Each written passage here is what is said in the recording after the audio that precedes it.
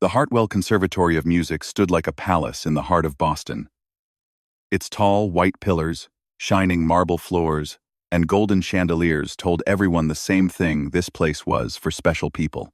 Rich people, talented people, people who mattered. And for 40 long years, Della Mae Robinson had walked through its back door every single night, invisible to everyone inside. She was 63 years old now. Her hair had turned gray.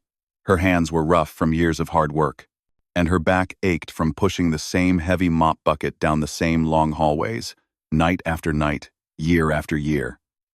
To the students who practiced piano until midnight, she was nobody. To the professors who carried their leather briefcases and spoke in fancy words, she did not exist. She was just the cleaning lady, the woman who emptied their trash cans, the woman who wiped their coffee spills, the woman who made everything shine so they could feel important when they walked through those doors each morning.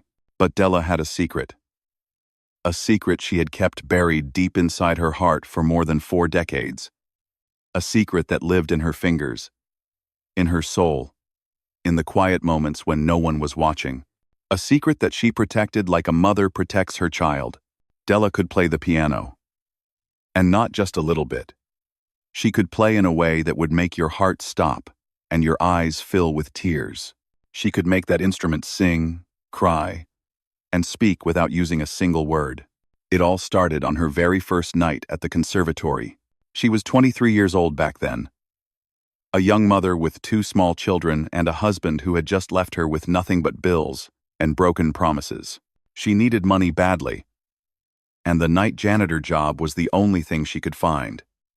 The pay was low, but it was steady. And steady was all she needed to keep her children fed and a roof over their heads. That first night, after everyone had gone home, Della was mopping the floor outside one of the practice rooms. The door was slightly open, and inside, she saw something that changed her life forever. A beautiful black piano sat in the center of the room, its surface so shiny she could see her own reflection in it. The moonlight coming through the tall window made it look almost magical, like something from a dream she once had as a little girl. Della had never touched a piano before. Growing up poor in rural Alabama, such things were not for people like her. Pianos were for rich folks, for white folks, for people who lived in big houses and wore fancy clothes and went to fancy schools. But something pulled her toward that instrument that night. Something she could not explain. Something deep and powerful. She looked around to make sure no one was watching. Then, she slowly walked into the room and sat down on the bench. Her heart was beating so fast she could hear it in her ears. Her hands were shaking. She placed her rough, work-worn fingers on the smooth white keys, and she pressed down gently. The sound that came out was the most beautiful thing she had ever heard in her entire life. Just one note. One single note. But it filled the empty room like a voice from heaven itself. And in that moment, something woke up inside Della. Something that had been sleeping her whole life, waiting for this exact moment. From that night on, Della began to learn. She had no teacher to guide her. She had no money for lessons. She had no books or videos or anyone to help her along the way. All she had was time and determination. Every night, after finishing her cleaning work, she would sneak into one of the practice rooms. She would sit at the piano and teach herself, one note at a time, one melody at a time. At first, she just watched and listened. During her shifts, she would pause outside practice room doors and listen to the students play their pieces. She studied their fingers through the small glass windows. She memorized how they moved their hands, how they pressed the keys with such grace, how they used the pedals beneath their feet. Then late at night, when the building was completely empty and dark, she would try to copy what she had seen and heard. It was hard. So very hard. There were nights when she wanted to give up and forget this foolish dream. Her fingers would cramp with pain. The notes would sound wrong and ugly. She would make the same mistakes over and over again until tears rolled down her cheeks. But something kept her going. Something deep inside her soul told her that this was what she was meant to do. That this piano was not just an instrument made of wood and strings. It was her voice. The voice she had never been allowed to use in this world. Years passed like leaves falling from a tree. Her children grew up and moved away to build their own lives. Her body grew older and weaker. But every single night, without fail, Della practiced. She found old sheet music that students had thrown away in the trash. She studied those crumpled pages until they fell apart in her hands. She learned to read the notes, to understand the rhythms, to feel the music deep in her bones. The students at the conservatory had everything a musician could want. They had expensive teachers from famous universities, private lessons that cost more than Della made in a month, the best instruments money could buy. But Della had something they did not have. She had hunger. She had pain. She had a lifetime of being told she was not good enough, not smart enough, not worthy enough to dream big dreams. And she poured all of that into her music every single night. By the time she turned 50, Della could play pieces that most professional pianists struggled with for years. Chopin, Beethoven, Bach, Mozart. She played them all in the darkness of those empty practice rooms, with only the moon and the stars as her audience. The music would flow from her fingers like water from a mountain stream, filling the silent halls of the conservatory with sounds that no one ever heard but her. But she never told anyone about her gift. Not her grown children, not her few friends, not a single living soul in the entire world. Because who would believe her? Who would believe that a cleaning lady, a woman who scrubbed toilets and mopped floors for a living, could play piano like a concertmaster? They would laugh at her. They would think she had lost her mind. So she kept her precious secret locked away in her heart, playing only for herself in the quiet, lonely hours of the night. Sometimes, late at night after playing a beautiful piece, she would close her eyes and imagine a different life. A life where she was standing on a big stage under bright lights, wearing a beautiful flowing dress, with hundreds of people watching her with amazement. A life where people clapped and cheered and wiped tears from their eyes because of the music she made with her own two hands. But then she would open her eyes, see the old mop bucket waiting for her by the door, and remember who she really was. Nobody special. Just the janitor. Just the invisible woman who cleaned up after people who would never even know her name. The professors walked past her every single day without a second glance or a kind word. The young students bumped into her in the hallways and never bothered to say sorry. Security guards checked her worn bag every night like she was some kind of thief. 40 years of being treated like she did not matter. 40 years of swallowing her pride and keeping her head down low. 40 years of hiding the most beautiful part of herself, because the world had already decided that she was nothing important. But life has a funny way of changing direction when you least expect it. And for Della Mae Robinson, everything was about to change forever. One small piece of paper pinned on a bulletin board would set off a chain of events that would turn her entire world upside down. After 40 years of silence and secrets, her hidden gift was finally about to come out into the light. And nobody, not the laughing students, not the proud professors, not even Della herself had any idea what was coming next. It was a cold Tuesday morning in November when Della first saw the poster. She was pushing her cleaning cart down the main hallway, same as she did every single day, when something bright and colorful caught her eye. A large golden poster was pinned to the bulletin board near the front entrance. The words at the top were written in big fancy letters that sparkled under the hallway lights. Hartwell Conservatory 100th Anniversary Gala, a night of musical excellence. And then, in smaller letters below, something that made Della stop walking and stare with wide eyes. Open auditions for hidden talent. All are welcome to apply. Della read those words 3 times to make sure she was not imagining things. All are welcome to apply. She had walked past this bulletin board thousands of times over the years. She had seen hundreds of posters come and go. But never once had she seen anything like this. Never once had there been an invitation that seemed to include someone like her. Her heart started beating faster as she read the details. The gala would be held in December, right before the holidays. It would be the biggest event in the conservatory's history. Famous musicians would perform. Rich donors would attend. Television cameras would be there to capture everything.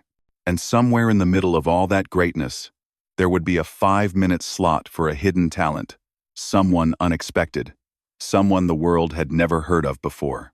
Della stood there for a long time, just staring at that poster. People walked past her without noticing. Same as always. Students rushed by with their instrument cases. Professors hurried to their classes with coffee cups in their hands. Nobody saw the old cleaning lady standing frozen in the middle of the hallway, her mind racing with thoughts she had never allowed herself to think before.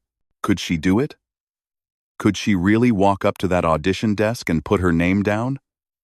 After 40 years of hiding, could she finally step out of the shadows and let the world hear what she could do? The idea was terrifying. It was crazy. It was absolutely impossible. But it was also the most exciting thing she had felt in decades. That night, Della could not sleep. She lay in her small apartment, staring at the ceiling, thinking about that poster. She thought about all the reasons why she should forget about it and keep living her quiet, invisible life. She was too old. She had no formal training. She was just a janitor. People would laugh at her. People would think she had lost her mind. There were 1,000 reasons to stay silent and safe. But then she thought about her mother. Her mother, Loretta, had been the one who first taught her about music. Back in Alabama, when Della was just a little girl, her mother would hum beautiful songs while working in the cotton fields. She had the voice of an angel. Everyone said so. But being a poor black woman in the Deep South during those hard times meant that dreams were not allowed. Loretta never got to sing on any stage. She never got to share her gift with the world. She died at 52, worn out from years of hard labor, with her songs still trapped inside her heart. Before she passed, Loretta had held Della's hand and said something that Della had never forgotten. She said, "Baby girl, promise me something. Promise me that if you ever get a chance to shine, you will take it. Do not be afraid like I was. Do not let this world make you small. You have something special inside you. I can feel it. And one day, you need to let it out." Della had made that promise 30 years ago, and for 30 years, she had failed to keep it. Life had been too hard. The timing had never been right. There was always a reason to wait, to hide, to stay invisible. But now, at 63 years old, with a golden poster hanging on a bulletin board, Della realized something important. She was running out of time. If she did not do this now, she never would. And she would die, just like her mother, with her music still trapped inside. 3 days later, Della walked into the conservatory's main office during her lunch break. Her hands were shaking. Her mouth was dry. She was still wearing her gray cleaning uniform because she did not own anything nicer. The young woman sitting behind the front desk looked up with a polite smile that quickly turned into confusion. "Can I help you?" the young woman asked, looking Della up and down like she was lost. Della swallowed hard and spoke in a voice that was barely above a whisper. "I want to sign up for the hidden talent audition." The young woman blinked. "Excuse me?" Della spoke a little louder this time. "The audition. For the gala." The poster said, "All are welcome. I want to put my name down." For a moment, the young woman just stared at her. Then her lips curled into a small smile. Not a kind smile. A smile that said she was trying very hard not to laugh. She looked at Della's cleaning uniform. She looked at her rough hands. She looked at her gray hair, pinned back in a simple bun. "You want to audition," the young woman repeated slowly, "for the 100th anniversary gala, the biggest event in our history." "Yes," Della said. "I play piano." This time, the young woman could not hold back. A small laugh escaped her lips. She quickly covered her mouth and pretended to cough. "I am sorry," she said, not sounding sorry at all. "It is just that this audition is for serious musicians, trained professionals. I am sure you understand." Della felt her face grow hot with shame. But she did not leave. She stood her ground and looked the young woman straight in the eyes. The poster said, "All are welcome. I am applying." The young woman sighed and pushed a sign-up sheet across the desk. "Fine. Write your name here. But do not say, 'I did not warn you.'" Della wrote her name with a trembling hand. As she walked out of the office, she heard the young woman pick up the phone and start whispering to someone. She caught a few words. Cleaning, lady, piano. Can you believe it? Then laughter. Lots of laughter. By the end of that day, the whole conservatory knew. The janitor wanted to play piano at the gala. It spread through the hallways, like wildfire. Students whispered and pointed when Della walked past with her mop bucket. Some of them did not even bother to hide their amusement. They laughed right in front of her face. One young man with slicked back hair and an expensive watch stopped her in the hallway. "Hey, I heard you signed up for the audition. That is really brave." He paused, then added with a smirk, "Or really stupid." His friends behind him burst into laughter. Della said nothing. She just kept walking, pushing her cart, keeping her eyes on the floor. Even some of the professors joined in on the joke. In the faculty lounge, they talked about the crazy cleaning lady who thought she could play piano.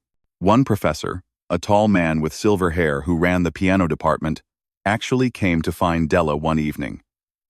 He spoke to her in a gentle voice, like he was talking to a confused child. "Listen," he said. "I do not want to see you embarrass yourself. This gala is very important. There will be donors, critics, television cameras. Maybe you should reconsider." Della looked at him for a long moment. Then, she spoke quietly but firmly. "I have been reconsidering for 40 years, sir. I am done reconsidering." The professor shook his head and walked away, muttering something about wasting everyone's time. That night, alone in a dark practice room with only the moonlight shining through the window, Della sat at the piano. Her eyes were wet with tears. The laughter still echoed in her ears. The shame still burned in her chest. But she placed her fingers on the keys and started to play. And as the music filled the empty room, she made a silent promise to her mother, up in heaven. "I will not let them stop me, Mama. Not this time. This time, I am going to shine." To understand why Della could not give up, you need to understand where she came from.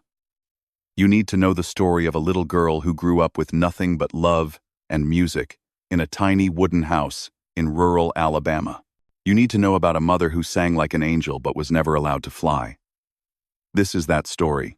Della was born in 1962, in a small town that most maps did not even bother to show. Her family lived in a 2-room shack at the edge of a vast cotton field. There was no running water, no electricity until she was almost 10 years old. Her father worked the fields from sunrise to sunset, and her mother Loretta worked right beside him, picking cotton until her fingers cracked and bled. But Loretta had something special inside her, a gift that no amount of hard work and suffering could crush. She had the most beautiful singing voice anyone in that small town had ever heard. When she sang in the little wooden church on Sundays, people would close their eyes and weep with joy. They said her voice could touch heaven itself. They said God had given her a rare and precious gift that came along once in a generation. Little Della would sit in the front pew every Sunday morning, watching her mother sing with tears rolling down her small cheeks. She did not fully understand why the music made her cry like that. She just knew that when her mother opened her mouth and let those powerful notes pour out, something magical happened in that room. The whole world seemed to stop and listen in wonder. At night, after the long, hard days working in the fields, Loretta would sit on the creaky front porch of their tiny house and hum soft melodies to her children. Della would rest her head on her mother's lap and look up at the bright stars while the music wrapped around her like a warm blanket on a cold night. Those were the happiest moments of her childhood. Those were the precious moments she would carry with her forever. But happiness in that time and place was always temporary. The world outside their little porch was not kind to people who looked like them. Loretta dreamed of singing on real stages, in front of real audiences who would appreciate her gift. She dreamed of recording her songs and sharing them with people all over the world. But every single door she tried to open was slammed shut in her face without mercy. Once, when Della was about 8 years old, a talent scout came through their town looking for singers for a popular radio program. Loretta put on her best Sunday dress and walked 3 long miles to the audition. Della went with her, holding her mother's hand tightly the whole way. When they arrived, there was a long line of hopeful people waiting outside a small white building. Loretta joined the line and waited for hours under the blazing hot sun without complaining. When it was finally her turn, she walked inside with her head held high and her shoulders back. Della waited outside on the wooden steps, pressing her small ear against the door, trying desperately to hear what was happening inside. She heard her mother start to sing. That beautiful, powerful voice filled the room like golden light pouring through clouds. Then suddenly, the singing stopped. Della heard a man's voice say something short and harsh. Then the door swung open and Loretta walked out. She was not crying. Her face showed no emotion at all, like a mask made of stone. She simply took Della's small hand and started walking home. They did not speak a single word the whole way back. It was only later that night, when Loretta thought Della was asleep in her small bed, that the little girl heard her mother sobbing quietly in the darkness of the other room. Della never found out exactly what that man said to her mother that day. But she knew it had broken something important inside Loretta, something that could never be fixed. After that day, her mother still sang beautifully in church. She still hummed sweetly on the porch at night. But there was something different in her eyes, a bright light that had gone out and would never come back on again. Years passed like water under a bridge. Della grew up and left Alabama to find work in the big city up north. She met a man who seemed kind and gentle and married him when she was just 20 years old. They had 2 beautiful children together, a boy and a girl. For a little while, Della truly thought she had finally found her own happiness in this hard world. But her husband was not the man she thought he was. He started drinking heavily. He started staying out late without explanation. And one cold morning, when their children were still in diapers, he simply vanished without a trace. No note, no explanation, no goodbye. Just an empty closet, where his clothes used to hang and a tall stack of unpaid bills sitting on the kitchen table like a cruel joke. Della was 23 years old, completely alone in a big, unfamiliar city, with 2 hungry babies who needed food and an angry landlord who needed rent money. She had no education beyond high school, no special job skills, no family nearby to help her survive. The only job she could find was cleaning floors at the Hartwell Conservatory, working the lonely night shift so she could take care of her children during the daytime hours.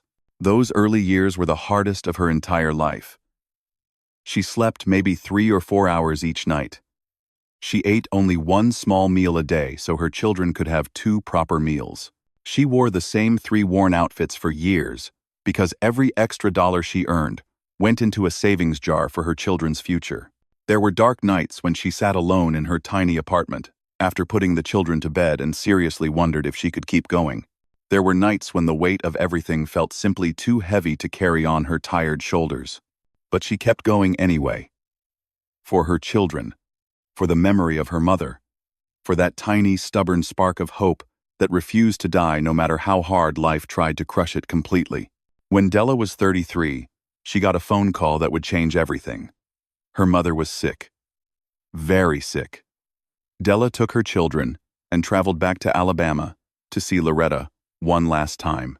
When she walked into that same tiny wooden house where she grew up, she barely recognized the woman lying in the narrow bed. Loretta had become so thin and frail.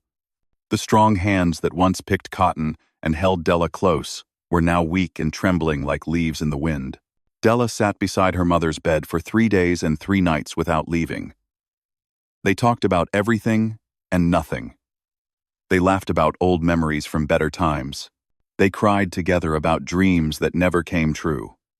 And on the last night, when the doctors said Loretta only had a few hours left, her mother grabbed Della's hand with surprising strength. "Baby girl," Loretta whispered, her voice barely audible. "I need you to promise me something important." "Anything, Mama," Della said through her falling tears. Loretta's tired eyes burned with fierce intensity. "I wasted my gift," she said slowly. "I let fear and the cruelty of this world keep me small and silent. I let them take my voice away, and I have regretted it every single day of my life." She squeezed Della's hand even tighter. "But you have something special too. Promise me, when your chance comes, you will take it. Promise me you will shine." "I promise, Mama," Della sobbed. "I promise you." Loretta smiled peacefully. "That is my good girl." She passed away 1 hour later, with Della still holding her hand tightly. That was 30 years ago. 30 long years of carrying that sacred promise in her heart like a burning flame. Through all the nights of mopping endless floors. Through all the years of being invisible to everyone around her. Through all the loneliness and exhaustion and quiet desperation of a life lived in the shadows. She had protected that promise and kept it alive, waiting for the right moment. And now, with her name written on that audition list, and the whole conservatory laughing at her foolish dream, Della finally understood something with perfect clarity. This was her moment. This was the chance her mother never got. She was terrified down to her bones. She was doubted and mocked by everyone. But she was not going to let fear win this time. She had made a promise to a dying woman, and she was finally ready to keep it, no matter what anyone said or thought about a 63-year-old cleaning lady who dared to dream of playing piano on a grand stage. The night of the gala arrived on a freezing December evening. Snow was falling gently outside, covering the city in a blanket of white that sparkled under the streetlights. The Hartwell Conservatory had never looked more beautiful. Thousands of tiny golden lights decorated the entrance. Red velvet carpets lined the walkways.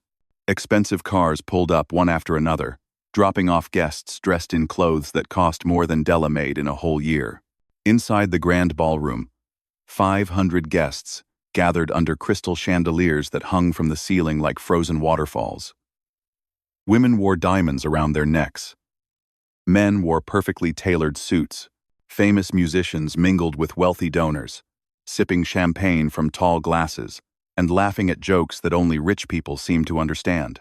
Television cameras were positioned in every corner, ready to capture the historic event for viewers across the country.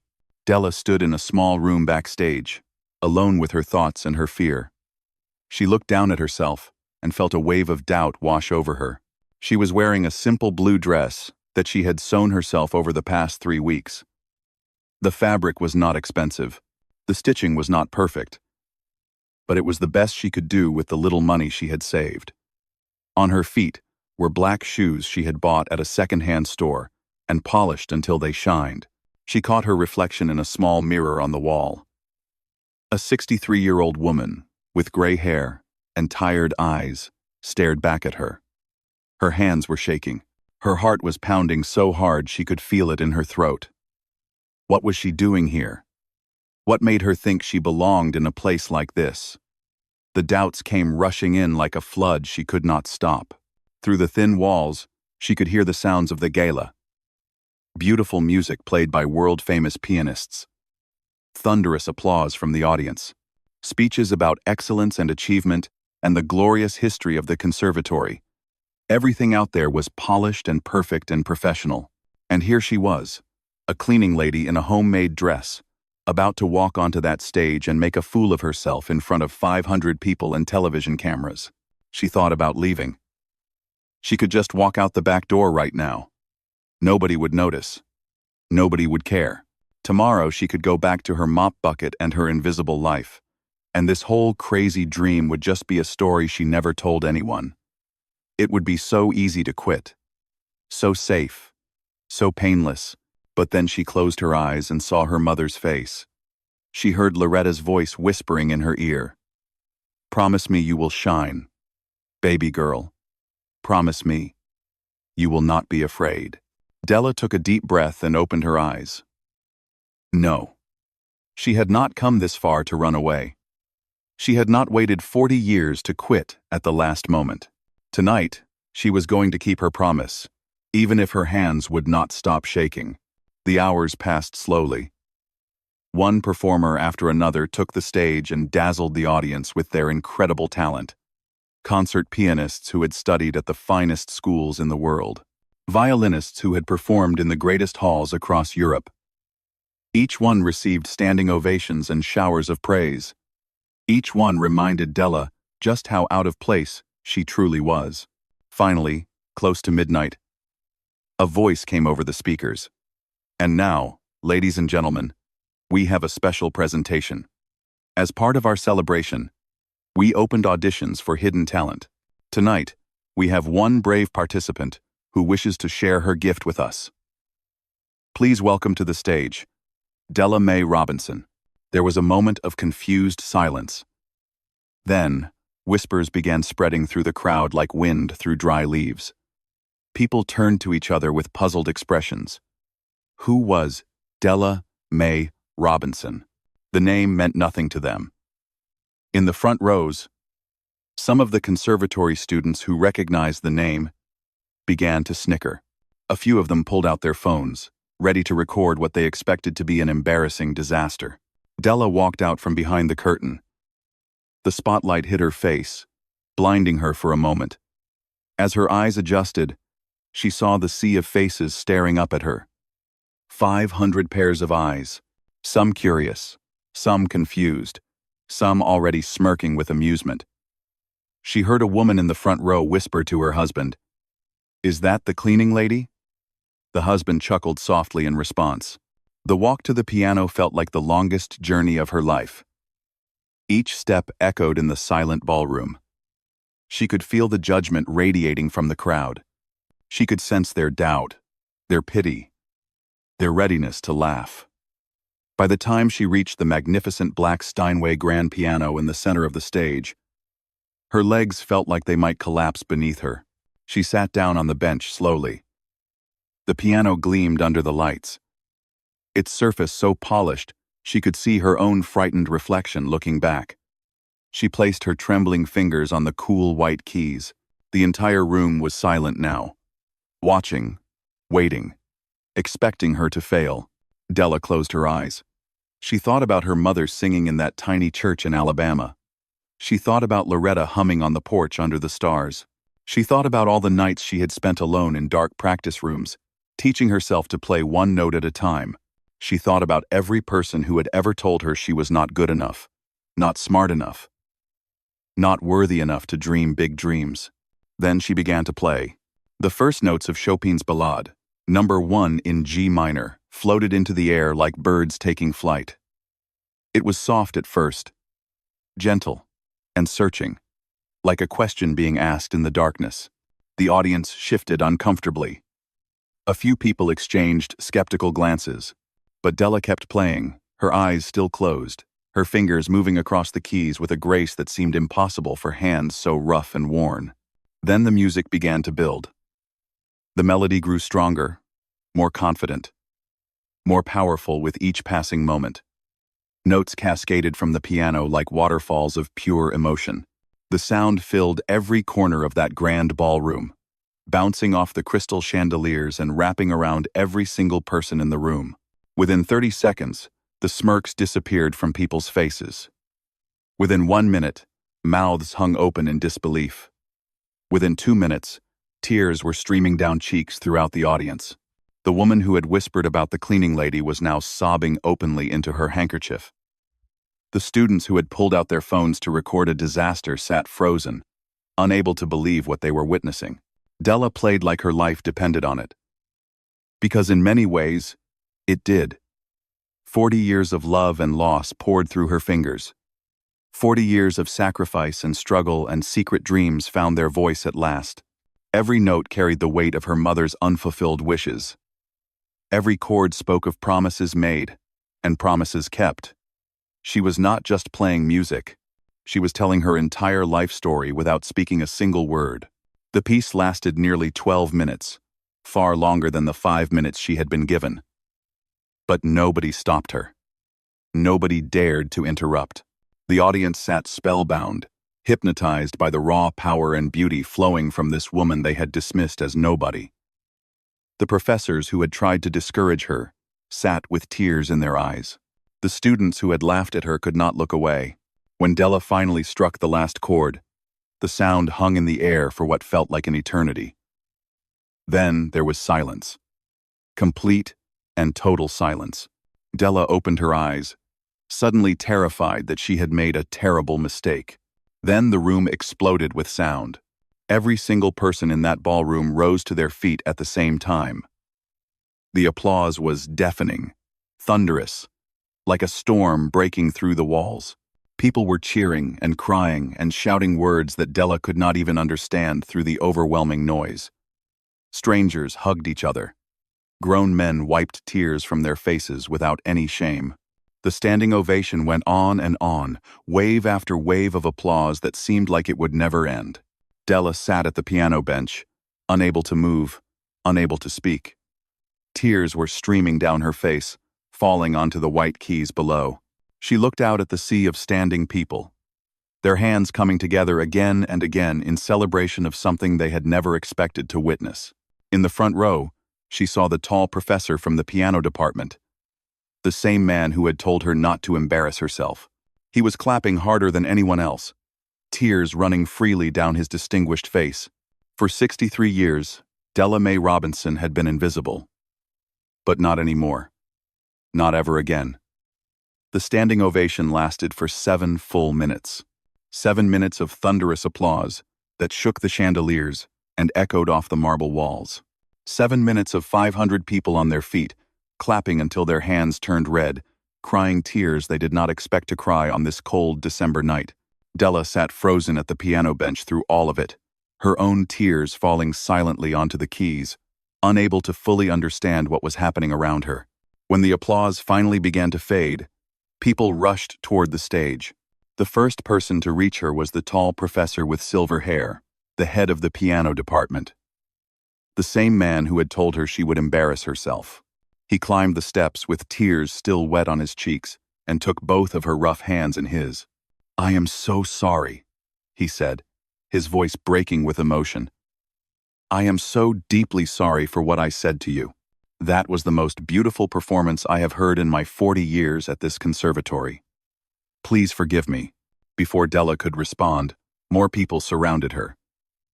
Wealthy donors in expensive suits wanted to shake her hand. Famous musicians wanted to know where she had trained. Television reporters pushed microphones toward her face, asking questions she could barely hear through the noise. Everyone wanted a piece of the cleaning lady who had just silenced a room full of experts with nothing but her 2 hands and a lifetime of hidden passion. That night, Della did not sleep at all. She sat in her small apartment, still wearing her homemade blue dress, replaying the evening in her mind over and over again. Had it really happened? Had she really done it? Part of her expected to wake up and discover it was all just a beautiful dream.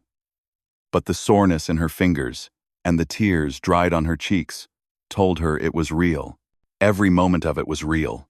The next morning, Della's phone started ringing and did not stop. One of the guests at the gala had recorded her entire performance on their phone and posted it online during the night. By sunrise, the video had been shared thousands of times. By noon, it had reached 1 million views. By the end of the week, 45 million people around the world had watched a 63-year-old cleaning lady sit down at a grand piano and break every heart in the room. The video spread like wildfire across every corner of the internet. News stations picked up the story. Morning talk shows played clips of her performance. Newspapers wrote articles with headlines that made Della blush with disbelief. Janitor stuns, prestigious music school. The cleaning lady who played like an angel. 63 years of silence, 12 minutes of magic. Suddenly, the whole world knew the name Della Mae Robinson. The phone calls came flooding in. A famous concert hall in New York invited her to perform on their legendary stage. Record companies offered her contracts worth more money than she had earned in her entire lifetime. Rated for 17. 18.6. Television producers wanted to make a documentary about her incredible journey. Universities offered her honorary degrees. Music schools begged her to teach master classes to their students. The same world that had ignored her for 63 years now could not get enough of her. But the moment that meant the most to Della had nothing to do with fame or money or standing ovations. It happened 3 days after the gala, when her 2 grown children showed up at her apartment door without any warning. Her son, now 40 years old with children of his own, and her daughter, 38, and successful in her career, stood in her doorway with red eyes and trembling lips. "Mama," her daughter whispered, "why did you never tell us?" Della looked at her children. The babies she had sacrificed everything for, the reason she had worked double shifts, and eaten 1 meal a day, and worn the same clothes for years. She had hidden her gift from them because she never wanted them to feel guilty. She never wanted them to know what she had given up, so they could have better lives. Her son stepped forward and wrapped his arms around her. "We watched the video," he said, his voice thick with tears. "We must have watched it 50 times. Mama, you are incredible. You have always been incredible. Why did you keep this from us?" Della held her children close and cried in a way she had not cried since her own mother passed away. "Because I wanted you to have everything I never had," she said softly. "Because being your mother was more important than being a pianist. Because some dreams have to wait until the time is right." Her daughter pulled back and looked into her eyes. "Well, the time is right now, Mama. And we are going to be in the front row for every single performance from now on." 2 months later, Della Mae Robinson walked onto the stage at Carnegie Hall in New York City, the most famous concert venue in the world. The place where legends had performed for over a century. She wore a beautiful gown that her daughter had helped her pick out, and new shoes that actually fit her feet properly. Her hair was styled, her nails were polished, and for the first time in her life, she felt like she truly belonged somewhere. The audience that night was very different from the skeptical crowd at the gala. These people had come specifically to hear her play. They had bought tickets months in advance. They had traveled from different countries just to witness the cleaning lady who had captured the heart of the world. When Della walked out, they rose to their feet before she even touched a single key. The applause of respect, of admiration, of love. She played for nearly 2 hours that night. Chopin, Beethoven, Bach, and Mozart. She played pieces that she had taught herself in dark practice rooms, while the rest of the world slept, and when she finished, the standing ovation lasted even longer than it had at the gala. People threw roses onto the stage. Grown men wept openly. Music critics who had reviewed thousands of concerts called it the most emotionally powerful performance they had ever witnessed. But the greatest gift came 1 week later, in a simple white envelope mixed in with all the fancy letters from important people. It was addressed in the handwriting of a child. Della opened it carefully and found a short letter written on lined notebook paper. "Dear Miss Della," the letter read, "My name is not important, but I am 11 years old, and I live in a small town in Mississippi. Everyone tells me that girls like me do not become musicians. They say I should give up my silly dreams. But then I watched your video and I cried so much. You showed me that it does not matter where you come from or what people say about you. Dreams do not have an expiration date. Thank you for being brave. When I grow up, I want to be just like you." Della read that letter 7 times.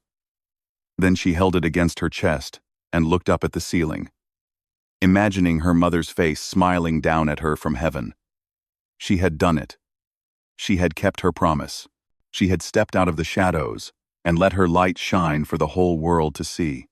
And in doing so, she had lit a flame of hope in the heart of a little girl she would never meet.